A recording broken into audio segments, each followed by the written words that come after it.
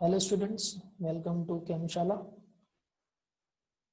एक नई क्लास में सबका स्वागत है। आज की क्लास में हम क्लास 10th से केमिस्ट्री से next topic that is effects of oxidation in everyday life ये स्टडी करने जा रहे हैं। पिछली क्लास में हमने देखा था कि ऑक्सीडेशन क्या होता है, ऑक्सीडेशन रिएक्शन का मतलब क्या है। आज की क्लास में हमें हमारे डेली लाइफ में होने वाले ऑक्सीडेशन की वजह से जो इफेक्ट्स हैं उनकी स्टडी करना है। और आपके सिलेबस में इससे रिलेटेड दो ही जो सबसे कॉमन इफेक्ट्स हैं वो दे रखे हैं, करोजन और दूसरा रेंसिडिटी। तो स्टार्ट करते हैं आज की क्लास। सबसे पहले देख लेते हैं कि आज की क्लास में हम जो पॉइंट्स कवर करने वाले हैं वो क्या है। सबसे पहले जो टॉपिक है उसका इंट्रोडक्टरी पार्ट हम देखेंगे। फिर हमारा फर्स्ट इफेक्ट हम शुरू करेंगे कोरोजन। उसमें हम ये देखेंगे कि इस वर्ड का मीनिंग क्या है और उसकी प्रॉपर डेफिनेशन हम क्या लिख सकते हैं। फिर हम कुछ एग्जाम्पल्स जो आपके सिलेबस में हैं वो देखेंगे, साथ ही उनकी जो केमिस्ट्री है, मतलब उसमें क्या केमिकल रिएक्शंस होती हैं, क्या केमिकल चेंजेस होते हैं, वो हम देखेंगे। और लास्ट में हम कोरोजन को कैसे प्रिवेंट कर सकते हैं उनकी मेथड्स देखेंगे। फिर उसके बाद हम सेकेंड इफेक्ट शुरू करेंगे, रेंसिडिटी। उसमें भी हम पहले वर्ड मीनिंग डेफिनेशन, फिर उसके बाद कुछ कॉमन एग्जाम्पल्स, फिर रेंसिडिटी में भी क्या केमिस्ट्री केमिकल चेंजेस इन्वॉल्व है वो देखेंगे, और लास्ट में इनकी भी हम मेथड्स देखेंगे प्रिवेंशन की। तो स्टार्ट करते हैं। सबसे पहले आता है इंट्रोडक्शन पे। अब देखिए, क्योंकि ये टॉपिक ऑक्सीडेशन से रिलेटेड है, हमें पता होना चाहिए कि जो ऑक्सीजन है it is the second most abundant gas present in the air. जो हमारे आसपास एयर है उसमें सेकेंड नंबर पे आने वाली सबसे ज्यादा अमाउंट में जो गैस प्रेजेंट है that is oxygen. It is 21%, और ये अमाउंट काफी ज्यादा होता है। इसका मतलब ये है कि एयर के कांटेक्ट में जो भी ऑब्जेक्ट्स रहते हैं उन ऑब्जेक्ट्स के कांटेक्ट में ये ऑक्सीजन लगातार रहती है, और उनके लिए ये ऑक्सीजन का अमाउंट काफी ज्यादा है। ठीक है, जैसे कि लिविंग ऑर्गेनिजम्स है, जैसे हम हैं, तो हम भी एयर में जो प्रेजेंट ऑक्सीजन है उसे इनहेल करते हैं और सफिशिएंट अमाउंट में वो ऑक्सीजन हमें मिलती है जिससे कि हम एनर्जी प्रोड्यूस कर सकते हैं। उसी तरह से जो नॉन लिविंग ऑब्जेक्ट्स हैं उनसे भी ये एयर लगातार कांटेक्ट में है, और एयर में ये जो ऑक्सीजन का एक लार्ज अमाउंट प्रेजेंट है ये भी कांटेक्ट में है। तो large amount of substances get easily oxidised, इसीलिए क्योंकि इसका अमाउंट ज्यादा है तो जो बहुत ज्यादा अलग अलग तरह के सब्सटेंसेस हैं वो लगातार इस ऑक्सीजन के कांटेक्ट में आने से ऑक्सीडाइज होते रहते हैं naturally when kept in contact with air. Such oxidation is called as aerial oxidation. अगर किसी ऑब्जेक्ट का, किसी सब्सटेंस का ऑक्सीडेशन हो रहा है with the help of oxygen from the surrounding air, then that oxidation is called as aerial oxidation. Next point आते हैं, this oxidation caused negative changes in the properties of many useful substances such as metals, food items, etc. अब इस oxidation, इस aerial oxidation की वजह से क्या होता है कि कई बार हमारे लिए जो यूजफुल सब्सटेंसेस हैं, यूजफुल मटेरियल है, उनकी प्रॉपर्टीज में चेंजेस आते हैं, और ये चेंजेस हमारे लिए अनडिजायरेबल साबित होते हैं। यानी हम नहीं चाहते कि ये चेंजेस हो, but unfortunately due to natural aerial oxidation ये नेगेटिव चेंजेस इनकी प्रॉपर्टीज में होते रहते हैं। Two most common and notorious effects of oxidation are corrosion and rancidity. तो इसी तरह से ऐसे जो अलग अलग इन पे हुए हैं उनमें से जो सबसे कॉमन और सबसे ज्यादा नोट करने वाले हैं वो है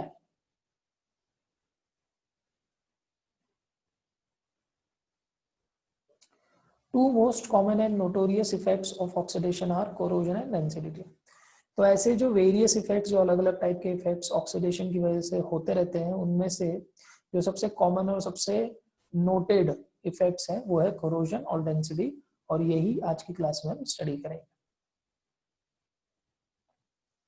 तो इसे हम एक फ्लो चार्ट के फॉर्म में समझ सकते हैं।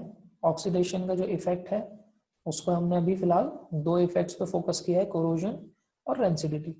अब शॉर्ट में अगर देखें तो corrosion it is related to oxidation of metals. हमेशा याद रखेंगे भी आप अपने according to your syllabus, corrosion is related to oxidation of metals, whereas rancidity is related to oxidation of oils and fats in food। ठीक है, जो food item में ऑयल्स और फैट्स होते हैं उनके ऑक्सीडेशन से रिलेटेड है रेंसिडिटी। तो वन बाय वन देखते हैं इन इफेक्ट्स को डिटेल में। पहले आते हैं कोरोजन पे। अब सबसे पहले देखते हैं कि ये कोरोजन वर्ड का मीनिंग क्या है। देखिए, जो एक कोरोड वर्ड है, इसे हम अगर दो पार्ट में डिवाइड करें, क्योंकि ये दो वर्ड्स का कॉम्बिनेशन है। एक है COR जिसका मतलब होता है कंप्लीटली, और एक है RODERE। ठीक है, इसका मतलब होता है टू ग्राइंड इनटू पीसेस, मतलब कि किसी भी चीज का टूट कर पीसेस में कन्वर्ट हो जाना। अब अगर हम इन दोनों वर्ड्स को ज्वाइन करें तो क्या होगा, to grind into pieces completely. यानी कोई भी सब्सटेंस अगर धीरे धीरे स्मॉल पीसेस में कन्वर्ट होता जा रहा है तो उसे हम कहते हैं कोरोड होना। तो बिल्कुल ऐसा ही मेटल्स के साथ होता है। देखिए, जो पहली डायग्राम है इसमें ये प्योर मेटल है जो एरियल ऑक्सीडेशन से पहले प्रेजेंट है। अब एरियल ऑक्सीडेशन की वजह से धीरे धीरे क्या होगा कि ये ब्रेक होने लग जाएगा और एक समय पीसेस में कन्वर्ट हो जाएगा। इसीलिए इस प्रोसेस का जो नाम आया है वो है कोरोड, और इस फिनोमिनन को हम कहते हैं कोरोजन। ठीक है, अब अगर देखें, corrosion is the process in which a substance, mainly हमारे सिलेबस के हिसाब से मेटल्स, गेट कोरोडेड। यानी कि ऐसा प्रोसेस जिसमें कोई भी सब्सटेंस अगर कोरोड हो रहा है, कोरोड का मतलब क्या था, ये चीज अगर ये किसी मेटल के साथ हो रहा है इस तरह से, तो उसको हम कहते हैं कोरोड होना, और इस प्रोसेस को हम कहते हैं कोरोजन। लेकिन एक प्रॉपर डेफिनेशन जो आप अपने एग्जाम में लिख सकते हैं वो ये है, it is a natural process of gradual degradation of a metal surface by the action of air, moisture and other chemicals। यानी ये एक नेचुरल प्रोसेस है जिसमें किसी भी मेटल का सरफेस बहुत ही धीरे धीरे, ग्रेजुअल का मतलब है धीरे धीरे डिग्रेड होता है। डिग्रेड मतलब यही है कि वो पीसेस में कन्वर्ट होना शुरू होता है, टूटने लगता है। और ये क्यों होता है, by the action of air. जैसे मैंने पहले भी बताया कि ये एरियल ऑक्सीडेशन का इफेक्ट है, इसलिए एयर का इसमें इन्वॉल्वमेंट होगा। साथ में मॉइस्चर भी, जो वाटर वेपर्स प्रेजेंट है एयर में, वो भी इसमें इन्वॉल्व होते हैं, and some other chemicals may be present. ठीक है, कुछ और केमिकल्स भी हो सकते हैं। ठीक है, तो it is a chemical process, क्योंकि इसकी वजह से ये केमिकल्स जो है मेटल के साथ रिएक्ट कर रहे हैं, इनका ऑक्सीडेशन हो रहा है और उसकी वजह से इनकी प्रॉपर्टीज में चेंज आ रहा है। अब एक और डेफिनेशन हम देख सकते हैं कोरोजन की, जो आपको इजी लगे आप वो लर्न कर सकते हैं। It is a natural process of gradual destruction of a metal when it is attacked by substances around it like air, moisture, acids etc। लगभग दोनों डेफिनेशन का मीनिंग वही है, थोड़ी सी वर्डिंग्स में डिफरेंस है, जिसको जो इजी लगती है वो लर्न कर सकता है। अब जो सबसे कॉमन एग्जांपल्स है कोरोजन के वो है रस्टिंग ऑफ आयरन। ये सबसे कॉमन एग्जांपल है, हम अपने आसपास हमेशा ये चीज होते हुए देखते हैं। Tarnishing of copper and tarnishing of silver. तो देख लेते हैं डिटेल में कि इनका मतलब क्या है। पहले आते हैं रस्टिंग ऑफ आयरन पे। It is a process in which metallic iron slowly reacts with oxygen present in air and moisture and get oxidized to form hydrated ferric oxide। मतलब इसमें सिंपली क्या हो रहा है कि जो मेटेलिक आयरन है, हमारा प्योर आयरन, वो धीरे धीरे एयर में प्रेजेंट ऑक्सीजन के साथ और उसमें प्रेजेंट मॉइस्चर के साथ, इन दोनों के साथ धीरे धीरे रिएक्ट करके ऑक्सीडाइज हो जाता है और उससे बनता है हाइड्रेटेड फेरिक ऑक्साइड। ये प्रोडक्ट का नाम है जो नया सब्सटेंस वहां पे बनेगा उस आयरन के सरफेस पे। ठीक है, हाइड्रेटेड फेरिक ऑक्साइड, जिसका फॉर्मूला होता है Fe2O3.x टाइम्स H2O। क्योंकि ये जो यहाँ पर H2O का नंबर है ये कोई फिक्स नहीं होता, ये वेरिएबल है, that depends on the amount of moisture and other conditions. इसलिए इसके फॉर्मूले में इसको X लिखा जाता है। अब इसकी केमिकल रिएक्शन देख लेते हैं क्या होता है। आयरन है, ये हमारा प्योर आयरन है, उसके साथ ऑक्सीजन और वाटर, ये कंबाइनली रिएक्ट करके Fe2O3.x H2O बनाते हैं। ये जो प्रोडक्ट बना है इसका नाम है हाइड्रेटेड फेरिक ऑक्साइड, जो ऊपर भी लिखा हुआ है, और इसका कलर होता है रेडिश ब्राउन। आप सब लोगों ने देखा होगा कि जो लोहे की चीजें होती है हमारे आसपास, उस पे रेडिश ब्राउन कलर की कोटिंग जमनी शुरू हो जाती है, वो रेडिश ब्राउन कलर का होने लगता है। तो जो रेडिश ब्राउन आपको दिखाई दे रहा है वो एक्चुअल में हमारा ये कंपाउंड है, ठीक है, जो वहां पर बन रहा है ड्यू टू एरियल ऑक्सीडेशन, ठीक है। Coating on iron and is commonly called as rust, और इसी कंपाउंड को कॉमन नाम हम देते हैं रस्ट, इसका कॉमन नेम है रस्ट, और इसी वजह से इस प्रोसेस को हम रस्टिंग कहते हैं, क्योंकि इसमें रस्ट बन रहा है, ठीक है। तो यहाँ पर आप देख सकते हैं, सबको पता है मेटेलिक आयरन जो प्योर होता है वो कुछ इस तरह से दिखता है, व्हाइटिश ग्रेइश शाइनी, लेकिन जब वो रस्ट हो जाता है तो वो बिल्कुल डल हो जाता है, रेडिश ब्राउन कलर का, ठीक है, उसकी शाइन खत्म होने लगती है। अब ये बहुत जरूरी है आपके सिलेबस के लिए कि आयरन की रस्टिंग के लिए दो चीजें इसेंशियल है, मतलब इट इज नेसेसरी, इसके बिना रस्टिंग नहीं होगी। पहली है presence of oxygen, second presence of moisture, क्योंकि इन दोनों के साथ ही कंबाइंडली रिएक्ट करके रस्ट बन सकता है। अगर इनमें से कोई भी एक कंडीशन अगर नहीं हो तो रस्टिंग नहीं होगा। अब ये आपके लिए कुछ फैक्ट्स हैं related to corrosion and rusting. Acids and salts enhance the speed of rusting. अगर आयरन के कांटेक्ट में रस्टिंग के दौरान कुछ एसिड्स या सॉल्ट्स हैं तो उसकी रस्ट होने की स्पीड और बढ़ जाती है। तो ये एक फैक्ट है, अगर आप जानना चाहते हैं कि ऐसा क्यों होता है तो you can find out by yourself. Second, एक इंटरेस्टिंग फैक्ट है, देखिए, India loses more than ₹6 lakh crores due to corrosion which is about 5% of its annual GDP. यानी इंडिया की जो टोटल साल भर की जीडीपी है उसका 5%, लगभग 5% हर साल सिर्फ और सिर्फ कोरोजन से ओवरकम होने के लिए ही खर्च कर दिया जाता है। यानी कि जो कोरोजन की वजह से होने वाला लॉस है वो हमारी जीडीपी का, पूरी जीडीपी का 5% है। तो आप समझ सकते हैं कि ये एक अकेला जो सिंगल इफेक्ट है कितना हमारे लिए डिजास्ट्रस है, कितना इकोनॉमिकली हमारे लिए ये हजार्डस है। अब आते हैं सेकंड एग्जांपल पे, टार्निशिंग ऑफ कॉपर। अब यहाँ पर ये वर्ड का मतलब समझ लेते हैं, टार्निशिंग का मतलब क्या है। देखिए, tarnish is a thin layer of corrosion that is limited to the outermost layer of metals. मतलब टार्निश कोरोजन की वजह से जो एक थिन लेयर बन जाती है नए कंपाउंड की किसी भी मेटल के आउटरमोस्ट लेयर पे, सरफेस पे, उसे हम टार्निश कहते हैं। और ये जनरली किस में होता है, it occur on metal such as aluminium, copper, magnesium, silver etcetera. इस तरह के मेटल्स के साथ टार्निशिंग जनरली होती है जो सरफेस पे ही किसी एक इनर्ट कंपाउंड की लेयर बना लेते हैं, और टार्निशिंग के दौरान उनकी जो अंदर की लेयर्स हैं उस पर इतना इफेक्ट नहीं पड़ता। लेकिन रस्टिंग में इससे अपोजिट है, रस्टिंग में धीरे धीरे धीरे वो अंदर तक पूरे मेटल को रस्ट कर देगा। तो ये थोड़ा सा फर्क है टार्निशिंग और रस्टिंग में। Tarnishing of copper is due to, अब हम देख लेते हैं कॉपर में टार्निशिंग क्यों होती है। Tarnishing of copper is due to its chemical reaction with carbon dioxide, oxygen and moisture in the air. यानी कि जो कॉपर मेटल है वो धीरे धीरे 3 कंपाउंड्स के साथ कंबाइनली रिएक्ट करता है, that is first carbon dioxide, ये भी एयर में प्रेजेंट होती है, ऑक्सीजन एंड मॉइस्चर, इन तीनों के साथ कंबाइनली ये रिएक्ट करता है, जिसकी वजह से it results in the formation of copper 2 carbonate hydroxide. ये प्रोडक्ट है जो इनकी रिएक्शन से बनता है, जिसका फॉर्मूला है CuCO3 copper carbonate hydroxide means OH hold wise. तो इक्वेशन देख लेते हैं, Cu plus CO2 plus O2 plus H2O, ये कंबाइन होके CuCO3 dot CuOH hold wise ये बन जाता है।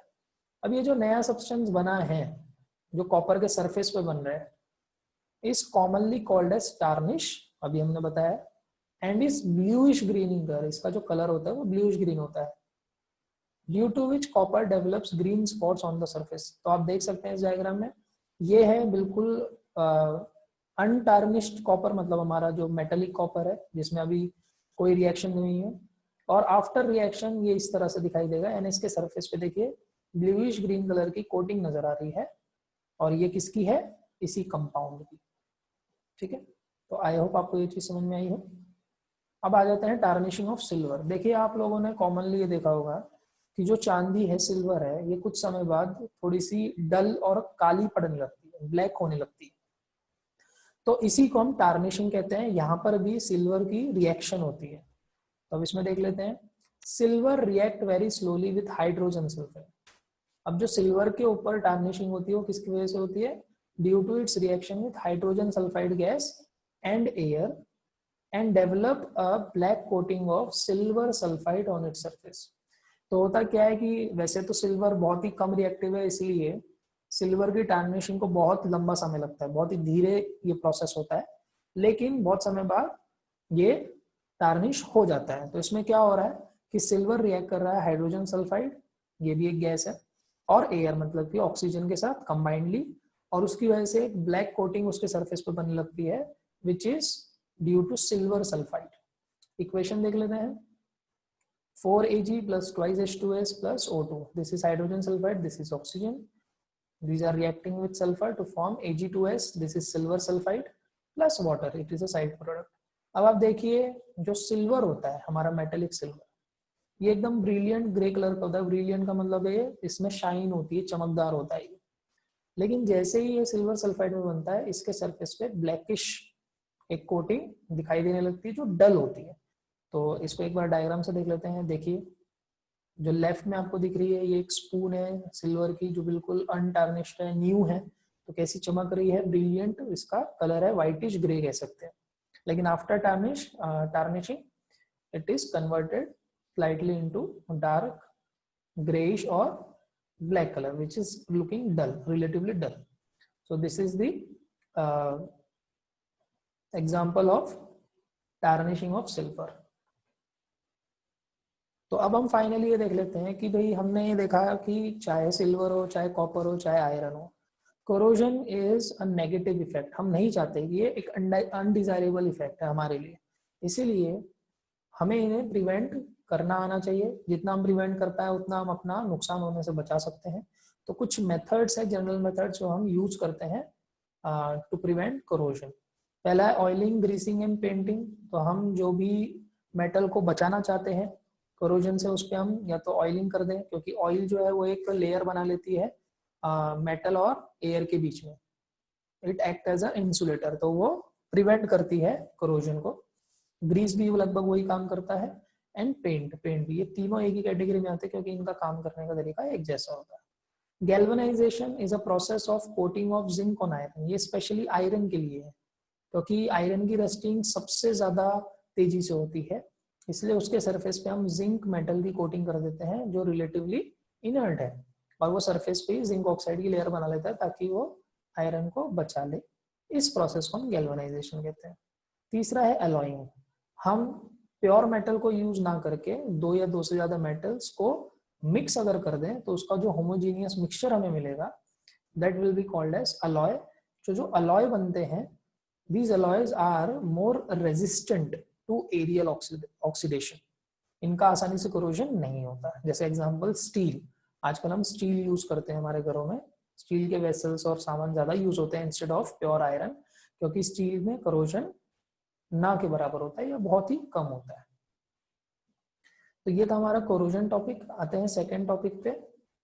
अच्छा, एक ये आपके लिए फैक्ट है, the layer of tarnish on copper is called as patina. Specially copper के सरफेस पे जो ब्लूइश ग्रीन कलर की कोटिंग डेवलप हो रही थी उसको हम कहते हैं पैटिना। ये आपके सिलेबस के बाहर है, लेकिन आपके लिए एक फैक्ट है, तो आप इसे याद रख सकते हैं। अब आते हैं सेकेंड टॉपिक पे, दैट इज रेंसिडिटी। तो पहले इसका भी वर्ड मीनिंग देखेंगे। देखिए रेंसिड, ये वर्ड लैटिन वर्ड रेंसिडस से आया है, और इसका मतलब होता है टू स्टिंक। अब स्टिंक मतलब to develop unpleasant smell and taste. यानी अगर कोई सब्सटेंस अनप्लीजेंट मतलब कि फाउल, जिसको हम अगर स्मेल करें तो हमें अच्छा नहीं लगेगा, ऐसी स्मेल या टेस्ट अगर डेवलप कर रहा है, उसके अंदर डेवलप हो रहा है, तो हम कहेंगे कि वो सब्सटेंस रेंसिड हो चुका है, और इसी कंडीशन को हम कहते हैं रेंसिडिटी। ठीक है, तो एक प्रॉपर डेफिनेशन देखेंगे। It is a condition in which food, हमारे सिलेबस में स्पेशली हमें फोकस करना है फूड पे। It is a condition in which food develop unpleasant or foul smell and taste due to aerial oxidation of oils and fat present in it. हमने शुरुआत में देखा था rancidity is related to oxidation of oils and fat. तो जिस भी food item में oil या फैट प्रेजेंट होगा, उनका एरियल ऑक्सीडेशन होने की वजह से वो जो फूड है उसकी जो स्मेल है या जो टेस्ट है वो अनप्लीजेंट हो जाएगा, और इसी कंडीशन को हम कहते हैं रेंसिडिटी। और जो फूड, जिस फूड के अंदर ये अनप्लीजेंट स्मेल और टेस्ट डेवलप हो रहा है, हम कहेंगे that food has become rancid. तो ये प्रॉपर लैंग्वेज होती है इसकी। अब देख लेते हैं केमिस्ट्री ऑफ रेंसिडिटी। जब भी रेंसिडिटी होती है तो उसमें क्या केमिकल चेंज होता है, क्यों ऐसा हो रहा है? Due to oxidation. अब ये तो हमने देख लिया कि ऑक्सीडेशन की वजह से जो ऑयल और फैट है वो रिएक्ट कर रहे हैं and are converted to aldehyde, ketones, acids etcetera. तो जब भी रेंसिडिटी होती है किसी में, तो ऑयल्स और जो फैट्स हैं फूड के अंदर, उनका ऑक्सीडेशन होता है और वो कन्वर्ट होते हैं कुछ नए कंपाउंड्स में, जो अल्डिहाइड भी हो सकते हैं, कीटोन भी हो सकते हैं, एसिड्स भी हो सकते हैं। और ये यही कंपाउंड्स हैं जिनकी वजह से ऐसी फाउल स्मेल और टेस्ट फूड के अंदर डेवलप हो जाती है। ठीक है, तो ये आप याद कर सकते हैं, इम्पोर्टेंट है। इसके बाद कुछ डेली लाइफ एग्जांपल्स अगर रेंसिडिटी के देखें तो rancidity of fried chips.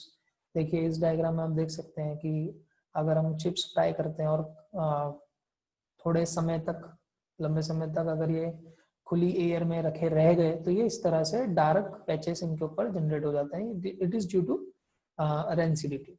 Second, rancidity of butter. Butter के साथ भी ऐसे होगा, अगर वो खुला रह जाएगा उसके सरफेस पे पैचेस आ जाते हैं डार्क कलर के, तो ये पैचेस इंडिकेट करते हैं कि this butter has become rancid. फिर rancidity of fruits and vegetables. तो इसमें मैंने फ्रूट का एक एग्जांपल दिखाया है कि एप्पल आपको दिख रहा होगा, इसका लेफ्ट पोर्शन इस तरह से आप बहुत ही कॉमनली इसको देखते हैं, तो ये भी रेंसिडिटी की वजह से होता है। अब हम ये चाहते हैं कि रेंसिडिटी भी ना हो या मिनिमम हो, क्योंकि रेंसिडिटी से भी चीज़ें खराब हो रही हैं एक तरीके से। तो इसके भी कुछ मेथड्स हैं जो हम यूज कर सकते हैं ताकि रेंसिडिटी मिनिमाइज हो सके। First, store the food in an airtight container, this keeps the food fresh for a long time. तो देखिए ये सब क्यों हो रहा है, क्योंकि जो फूड है वो कांटेक्ट में आ रहा है एयर के। तो अगर हम एयर टाइट कंटेनर में उनको रखते हैं, जो हम घरों पे नॉर्मली प्रैक्टिस भी करते हैं, तो उनका ऑक्सीजन के साथ रिएक्ट करने के जो चांसेस है वो कम हो जाते हैं। इसलिए ऐसे फूड की जो फ्रेशनेस है वो ज्यादा समय तक रहती है। Second is store food in refrigerator. ये हम सब क्यों करते हैं? To slow down the oxidation speed. Low temperature पे ऑक्सीडेशन रिएक्शन की जो स्पीड है वो भी काफी स्लो हो जाती है। By adding antioxidants to foods containing fats and oil. अब ये एंटीऑक्सीडेंट्स क्या है? तो आप ये देखिए, antioxidant the substance which prevent और slow down the oxidation of other substance. इस केस में हम क्या ले रहे हैं? Oils and fats in food. तो एंटीऑक्सीडेंट्स ऐसे केमिकल्स, ऐसे सब्सटेंस होते हैं जो किसी दूसरे सब्सटेंस के ऑक्सीडेशन को प्रिवेंट करते हैं, यानी उनको ऑक्सीडाइज होने से बचाते हैं, या उनके ऑक्सीडाइज होने की जो स्पीड है उसको काफी कम कर देते हैं। ठीक है, इसलिए इनका नाम है एंटीऑक्सीडेंट। तो जो वैसे तो बहुत सारे एंटीऑक्सीडेंट्स होते हैं, लेकिन दो कॉमनली यूज्ड एंटीऑक्सीडेंट्स के नाम हमने लिखे हैं, BHA butylated hydroxy anisole, NBHT butylated hydroxy toluene. ठीक है, फिर इसके बाद हमारा फोर्थ पॉइंट था by packaging fat and oil containing foods in nitrogen gas. तो इसका एग्जांपल, बहुत अच्छा एग्जांपल है चिप्स। तो जो मार्केट में चिप्स के पैकेट्स आते हैं, अगर आप देखेंगे तो वो स्वोलन होते हैं, और जब भी हम उनको खोलते हैं तो अगर आप एक्सपीरियंस करोगे तो उसमें से एक बहुत ही ठंडी सी गैस बाहर आती है। तो उन पैकेट्स में जो चिप्स हैं उनको नाइट्रोजन गैस के साथ फिल किया जाता है, पैक किया जाता है। अब ऐसा क्यों? क्योंकि नाइट्रोजन गैस काफ़ी इनर्ट है, वो खुद उन फूड आइटम्स के साथ, ऑयल और फैट के साथ रिएक्ट नहीं करती, इसलिए नाइट्रोजन गैस के साथ वो ज़्यादा लंबे समय तक फ्रेश रह सकते हैं। इसके बाद लास्ट है bye storing food away from light, क्योंकि लाइट की वजह से जो ऑक्सीडेशन की स्पीड है वो काफ़ी बढ़ जाती है। तो अगर हम डार्क में रखेंगे हमारे फूड आइटम्स को तो उनके फ्रेश रहने के चांसेस ज़्यादा रहेंगे। ये दो फैक्ट्स हैं आपके लिए। There are 2 types of rancidity, आपके सिलेबस के बाहर है। रेंसिडिटी की 2 टाइप्स होते हैं, एक ऑक्सीडेटिव और एक हाइड्रोलिटिक। हम जो इस सिलेबस में फिलहाल आज की क्लास में हम पढ़ रहे हैं, हमारा जो फोकस है वो ऑक्सीडेटिव पे है, क्योंकि हम बार बार ऑक्सीडेशन की बात कर रहे हैं। लेकिन हाइड्रोलिटिक भी एक टाइप है रेंसिडिटी का। दूसरा है vitamin C and vitamin E are natural biological antioxidants. ये जो विटामिन हैं ये लिविंग ऑर्गेनिजम्स में पाए जाते हैं और ये नेचुरली एंटीऑक्सीडेंट्स की तरह बिहेव करते हैं। तो आई होप आज की क्लास आपको समझ में आई होगी। नेक्स्ट क्लास में मिलेंगे नेक्स्ट टॉपिक के साथ। Thank you.